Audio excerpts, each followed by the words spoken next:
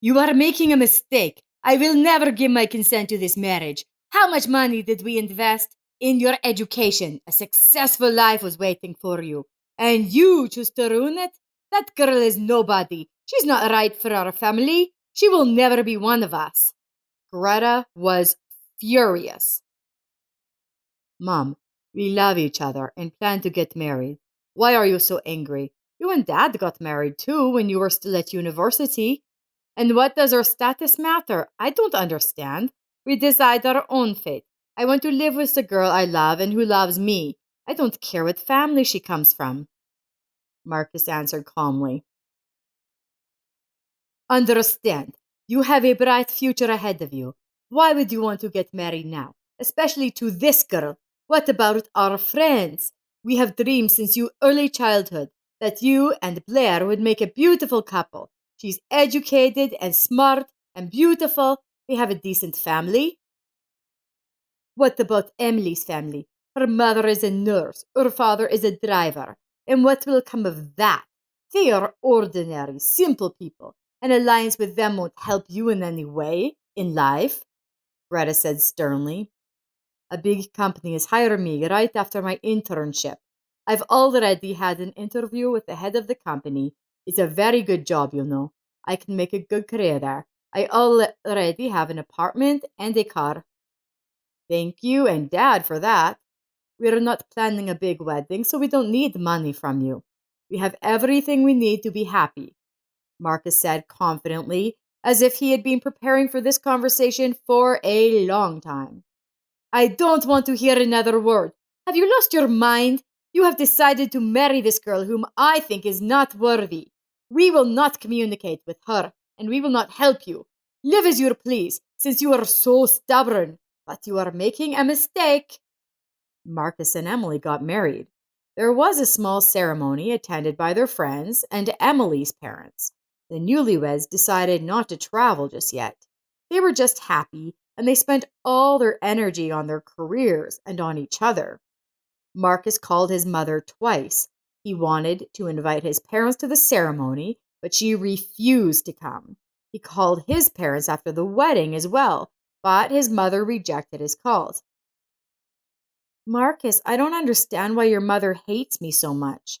She doesn't know me at all. She doesn't even give us a chance to get to know each other, Emily said with sorrow in her voice. Her husband reassured her. He said it would take time and my mother would have a chance to understand how lucky her son was.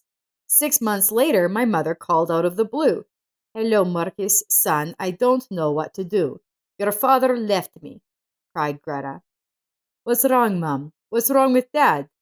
Marcus asked excitedly. He left. Can you imagine? He left me for another woman. The bastard! All my life I put up with his cheating. I forgave him everything for the sake of our family, and now he's got a new life. Wow, that's news. How can I help? Maybe come to you? Yes, son, come. Just come alone. I don't want your Emily to see me like this, Greta asked. Marcus found his mother in the kitchen. She was standing by the window, stirring tea with a spoon. Her hair was disheveled, her eyes red with tears. Greta looked up at her son. Now I'm alone. You got married and left me. You don't even show up.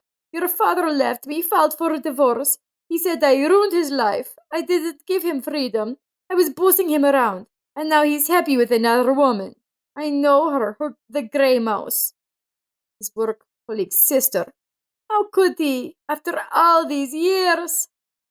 Marcus, how will I be alone now? I'm not used to being alone, and what am I supposed to live on? I've always taken care of the house and your welfare. As a result, what have I gotten for all these years of caring?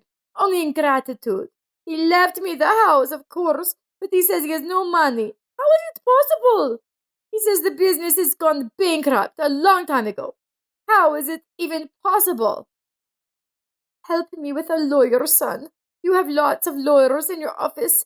I want to get half of his money. There's no way, there's nothing left. He's lying. Yes? Greta was clearly in shock. Marcus didn't know what to think. He called his dad. Honor told him it was all true. Their family business was long gone. Their home is the most precious thing they have left. He's leaving it to his mum because it's the whole world to her.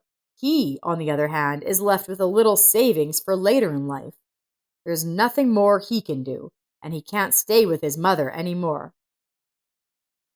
What should I do now? Humiliate myself, look for a job? That's not for me. I have money for the first time. Then I'll sell the jewelry your father gave me for his adulteries. And then I think Connor will come back like he always does. He'll realize he was wrong, and he'll come back, and everything will be the same. Greta reassured herself. But Connor never came back.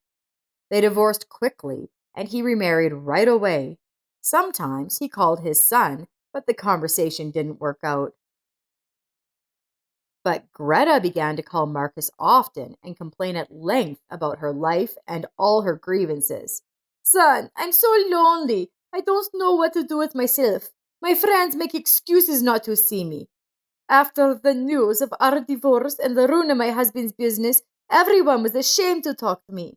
They abandoned me just like your father did. And now my health is failing me. I began to faint. That's what your father drove me to. And you too. You have a good life with this girl, and I'm suffering here.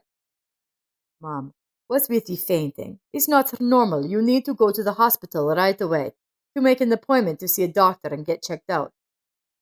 I don't know. Now I have another headache. I'll take a pill and go to bed. And you go and enjoy your life.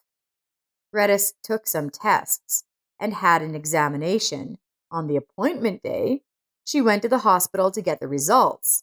Marcus was waiting for his mother in the hospital corridor outside the doctor's office. She came out pale and crying. It's over. My suffering will come to an end. The doctor wants to talk to you, Greta said, her tongue slurring. Marcus went into the doctor's office. Marcus, your mother has a tumor in her head. She needs an operation right away. Unfortunately, our hospital doesn't do this kind of surgery. You can count on treatment at the main hospital in the county, but there you have to wait. I'm afraid your mother doesn't have much time. There is one clinic that does this kind of surgery at the highest level, but it's expensive. I can give you the address and phone number, but don't think I'm doing this for personal gain. They have saved a lot of people. If you have the financial ability, I recommend you go there as soon as possible. Marcus thanked the doctor, took the clinic booklet, and left. Mum wasn't in the hallway. He went down the stairs and saw her sitting on the bench, crying. Mum, only surgery can save you. I'll call the clinic and find out everything. We'll manage. I'm here for you. The price for the surgery at the clinic and post-operative care dumbfounded them. They didn't have that kind of money. Mum, you said you had some jewelry that Dad gave you. We need to sell them right away, Marcus suggested. I'll try to sell it, my mother replied. But unfortunately, it turned out that all the jewelry was fake and very cheap. The bastard, he's been tricking me all my life that they were gems. That's how he valued me. He wasted everything on other women. He gave me glassware. It's good that at least he bought you an apartment and a car and paid for your education, said my mother. Marcus strained to figure out where to get the money. He decided to call his father. Dad, Mom has a tumor. She needs an operation right away. It costs a lot of money. Can you help? Son, I have nothing. We bought a cabin with Laura, and she's expecting a baby with me. We really need the money ourselves, since the business is barely making any income anymore. I'm sorry. Marcus was desperate. His mother's life depended on money. Emily, Mom needs a lot of money for surgery, but we don't know where to get it, and there's no time to look for money. Maybe we should sell the car? He said. That money isn't enough anyway. I think I could sell my mother's huge house, pay for the operation, and buy her a nice little house. She'll still have money to live on. Her house is such an upscale neighborhood, and it's so huge there's enough for everything, and even enough left over. But your mother will have to live with us in our apartment for a while. I don't see any other option. What do you say to that? Emily asked. Honey, that's a great option. Of course it is. The main thing is that Mom agrees, and you really don't mind her staying with us during rehab? Even though she doesn't love me, I'm not angry. She's sick, and she has so much unhappiness in her life right now. I am ready to help in any way I can. You can always count on me, my love, Emily replied. Marcus hugged his wife gratefully. He never doubted her for a second. That is what true love is all about. The operation was a success. There was enough money from the sale of the house to cover everything, and even quite a lot left over. Marcus and Emily came to check on Greta at the hospital. I brought books to keep you busy. How are you feeling, Greta? Emily asked. Thank you. I feel good. The doctors here are wonderful, and so are the nurses. I'll be going home soon. When I imagine that I don't have a home to go back to, my heart sinks, answered Greta. Don't worry, we furnished your room with all your favorite things and furniture. We'll live together for now. We'll find you a nice house near us so we can continue to help you and take care of you. At least you are healthy and will be able to see your grandson. You're having a baby? That's news. I'm going to be a grandmother, said Greta excitedly. Yes, Mammy, you're going to be a wonderful grandmother. Don't even doubt it. We just found out about the pregnancy a week ago. We wanted to tell you as soon as you got better.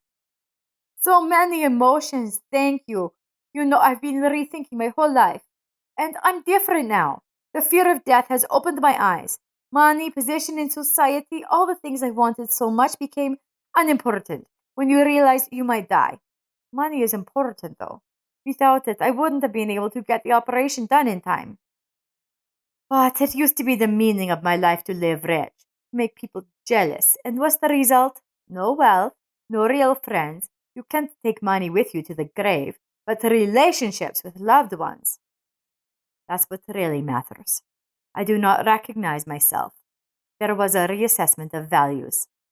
Greta shared her experiences. After her discharge, Greta arrived at her son and daughter in law's apartment. She had no idea how they would live together in such a confined space.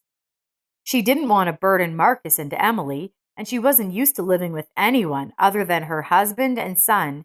She went into her room, where she was going to live for a while. It's cozy in here, and my table and chair and the pictures and photographs. Everything is just like home. Thank you, my darlings. She shared her impressions of the evening at dinner. I want to tell you something. You must know it, she added. Marcus and Emily looked at each other, wondering what other secrets Mom has. After finishing dinner, Greta settled down on the couch. A heavy confession to make, she began. I didn't want to accept Emily into our family, but I am not of noble blood myself. My mother, in her youth, fell in love with the poor gardener's son and became pregnant. To avoid embarrassment, my grandfather quickly married her off to Donald, a visiting lawyer who liked her. The gestation period was small, and no one had any idea of my origins. The gardener and his son disappeared to an unknown destination, and nothing else is known of him. I don't even know the name of my real father. I was born, fortunately, outwardly very much like my mother, and no one guessed a thing, even though I was born prematurely. Mother and father didn't live well. She didn't love him, and he didn't love her. She couldn't leave him because of me. She endured resentment and was unhappy. Later, my brother Nicholas was born, and my father got softer with my mother for a while. But then it started all over again. He was cruel and rude to her. I didn't want to live like them. Ever since I was a little girl, I dreamed of going to the big city and starting a new life. After high school, I fulfilled my dream and went to university. There, I met your father. He was from a rich family. I didn't have any special love for him. I just wanted to get into a different society.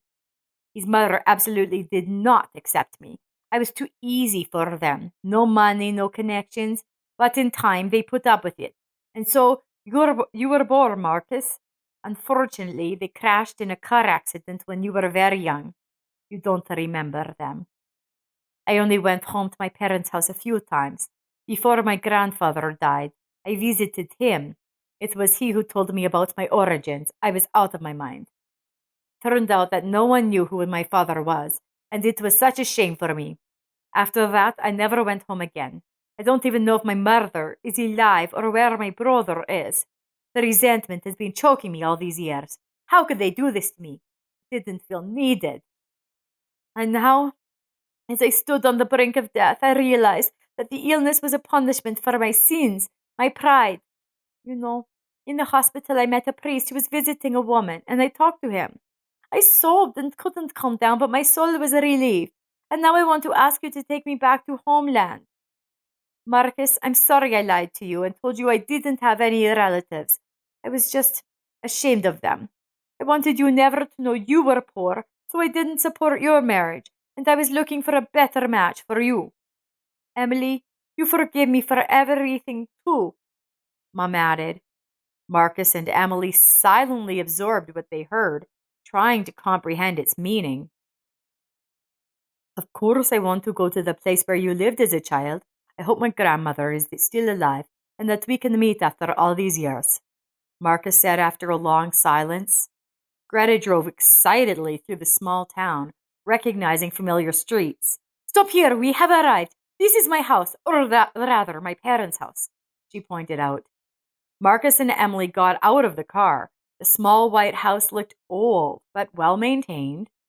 White curtains on the windows, hydrangeas in front of the house. Greta was the first one to knock on the door. The door was open. Anybody home?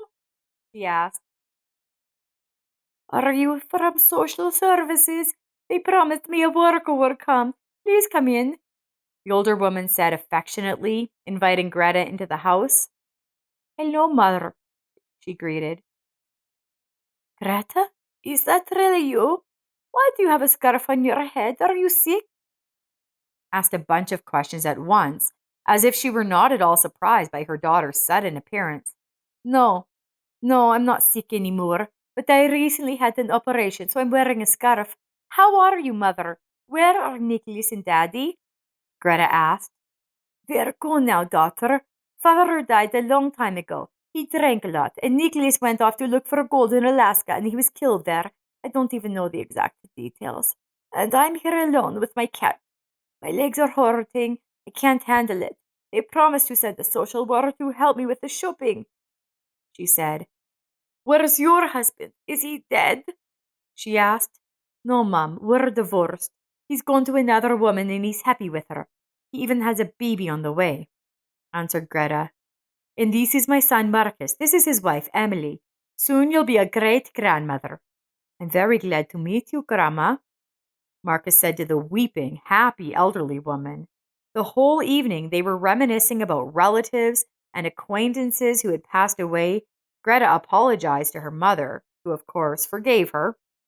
She felt happy to be reunited with her daughter and grandson. Greta made the decision to move in with her mother and take care of her. And when her grandson was born, Marcus and Emily often brought him to visit. After her mother died, Greta remained living in her childhood home. She attended church regularly and ran her own household. A year later, she married a local teacher. How amazing life is! Now she had found her peace of mind and was truly happy.